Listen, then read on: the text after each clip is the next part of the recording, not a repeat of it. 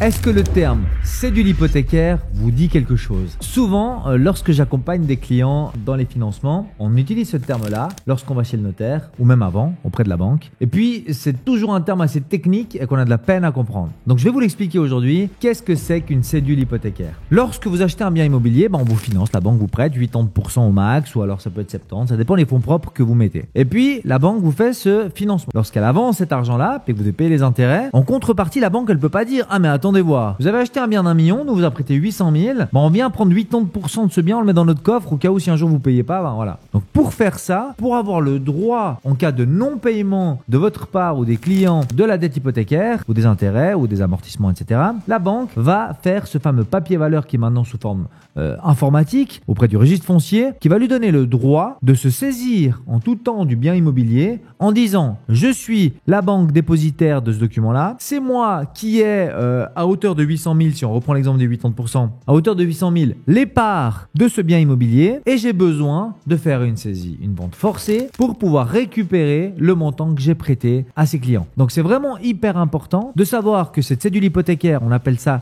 du nantissement, donc ça veut dire qu'on va la mettre en garantie pour permettre à la banque de vous prêter de l'argent. Donc vous allez vous engager à donner à la banque ce pouvoir et qui permettra justement aux différents établissements bancaires de prendre aucun risque en cas de non-paiement ou en cas de souci. Je vous dis déjà aujourd'hui, je l'ai vu très rarement, mais à chaque fois qu'il s'est passé quelque chose de pas top, c'était souvent dans le cas de divorce, la banque a dû prendre des prédispositions et justement instaurer le fait qu'elle allait saisir cette cédule et évidemment saisir le bien pour partir en vente forcée. Donc c'est très important, je le répète systématiquement à mes clients, les intérêts, les amortissements, c'est très important de les payer dans les temps, d'éviter de partir dans un autre service qui s'appelle le service des affaires spéciales. C'est jamais très bien lorsqu'on a atterri dans ce service-là parce que on peut être fiché, on peut avoir des soucis pour la suite et puis à ce moment-là, ça va commencer à se compliquer. Donc si vous avez à un moment donné du retard ou des choses qui ont changé, une perte d'emploi, peut-être un divorce, prenez tout de suite contact avec votre banquier, expliquez-lui la situation, alors avec votre courtier, expliquez-lui la situation, on va pouvoir traiter ça et régler en général ce problème-là beaucoup plus rapidement que si vous laissez traîner et puis que à la fin ça soit le banquier qui revienne vers vous, pas de la meilleure des manières. Donc voilà, la cédule hypothécaire,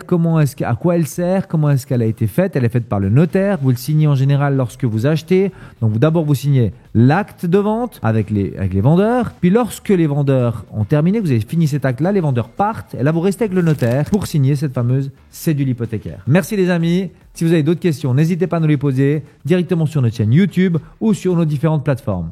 À bientôt.